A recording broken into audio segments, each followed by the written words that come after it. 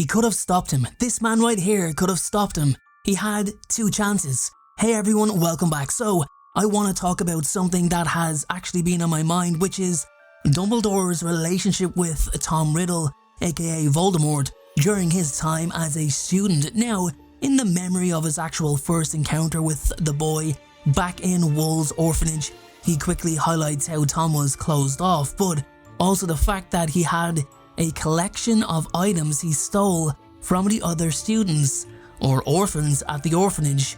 This put Tom on Dumbledore's radar permanently, but he then reveals to Harry that he had no idea he was sitting with the person who would become the most powerful dark wizard of all time. Albus Dumbledore is no fool. He has a lifetime of experience and is excellent at spotting a trend, mostly a bad trend. He never trusted Riddle during his entire time at Hogwarts and always knew he was up to something, but why did he not ever intervene? He watched Tom like a hawk, always feeling that something dark surrounded him, yet he done nothing to ever put a stop to his teachings. Okay, you could say that Tom done nothing to provoke the headmaster's interference, but what about when he returned to Hogwarts to apply for the Defense Against the Dark Arts position? Let's get to the bottom of this, guys, and we'll analyze why Dumbledore, 2 times, never stopped Tom Riddle when he was growing in power. I've said it a few moments ago, Albus Dumbledore never trusted Tom Riddle from the moment he set foot in Hogwarts, even before that, when he met him in the orphanage.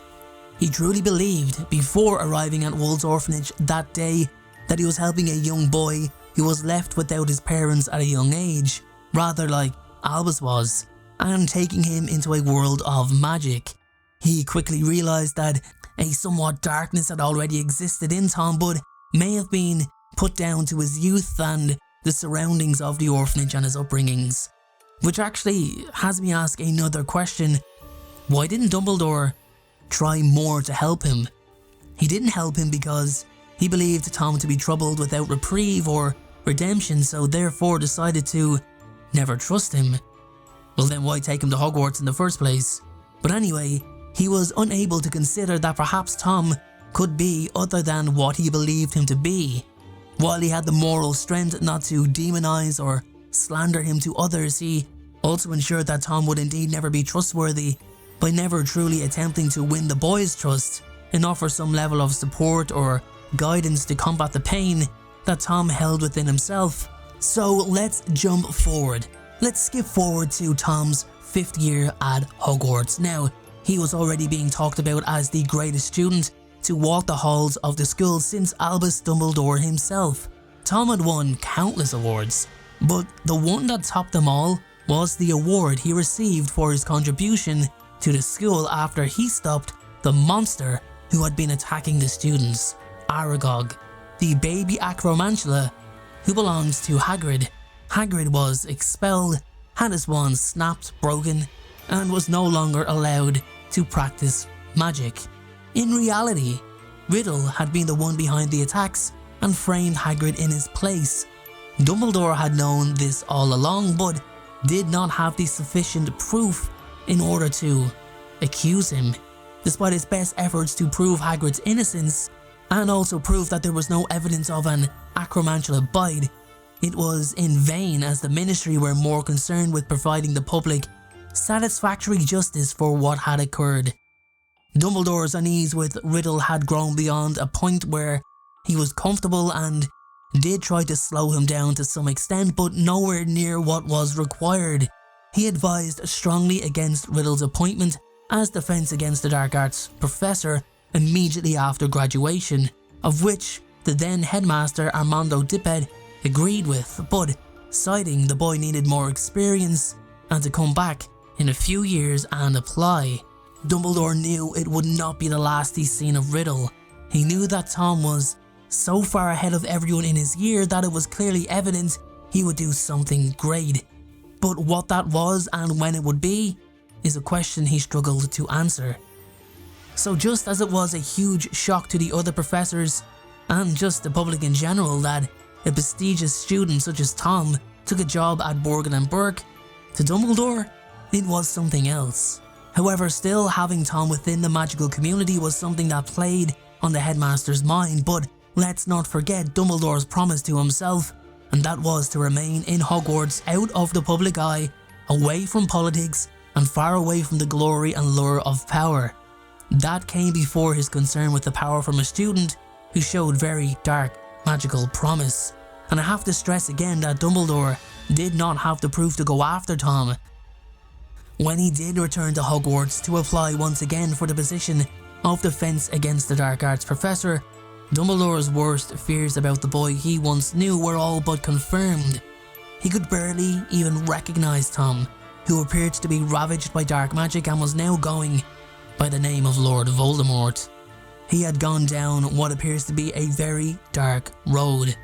Dumbledore had heard quite a lot of rumours which, due to their magnitude, he fully believed were true, when others probably would think the opposite. He knew about Tom's experimenting, he knew about the Death Eaters, he knew he was trying to create a following. We see this during their conversation in chapter 20 of The Half-Blood Prince, where it reads, "Rumours of your doings have reached your old school, Tom. I shall be sorry to believe half of them." Voldemort's expression remained impassive as he replied, "Greatness inspires envy. Envy engenders spite. Spite spawns lies. You must know this, Dumbledore."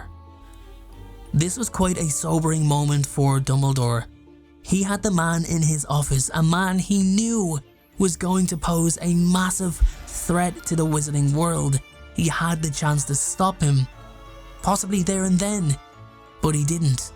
There was even a small moment where Voldemort considered killing Dumbledore when his hand tweaked at his pocket and he touched his wand.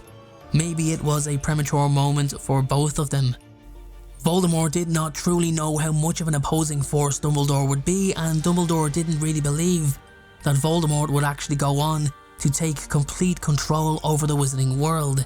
Even if he did pose a small threat, the Aurors would step in, surely, and that's obviously what they're there for.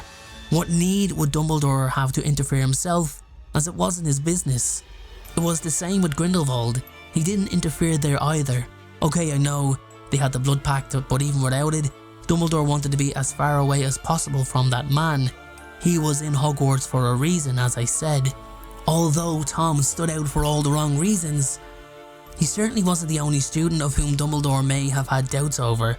There was a lot of bullying going on within the Hogwarts community, especially over blood status. There was plenty of other students who drew attention to themselves for their own affinities with rule breaking, so if Dumbledore had interfered with every single one of them, then it wouldn't really have painted him in the best light, just more so as a meddlesome headmaster. The thing to remember here, guys, is that Dumbledore did answer the call to arms when Voldemort mounted his assault on the wizarding world, and was actually key in confirming that he did create a Horcrux, while also being instrumental in his downfall. But anyway, guys, there you have it. That is why Dumbledore never stopped Tom Riddle when he was a young boy in the orphanage, and when he returned to Hogwarts. Even after he returned to Hogwarts. It's probably 3 times, not 2, but we'll take his word that he didn't know what he was dealing with in the orphanage that day. Thanks for watching, guys. I'll see you all in the next video.